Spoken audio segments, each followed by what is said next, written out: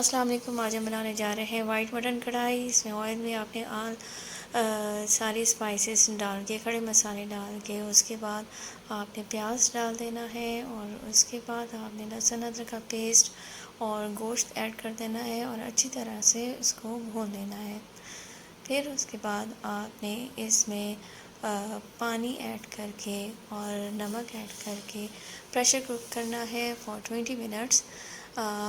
20 minutes के बाद जब आप प्रेशर कुकर ओपन करेंगे, फिर उसके बाद आपने कन्वर्ट कर देना है कढ़ाई में ताकि ये अच्छी तरह से भून सके। उसके बाद आपने काजू, दही और हरी मिर्चों का पेस्ट बनाकर इससे अच्छी तरह भून लेना है।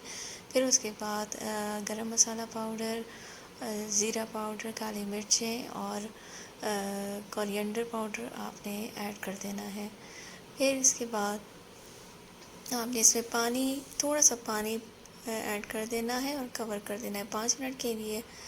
5 मिनट के बाद आपने इसमें कसूरी मेथी ऐड करनी है और फिर उसके बाद थोड़ी सी फ्रेश क्रीम ऐड कर देनी है फॉर फ्रेश कलर के लिए। और आपने अब इसको बस फ्लेम ऑफ कर दें और सर्व करें हरी मिर्चें, हरा धनिया और काजू के साथ। उम्मीद है आपको पसंद आई होगी।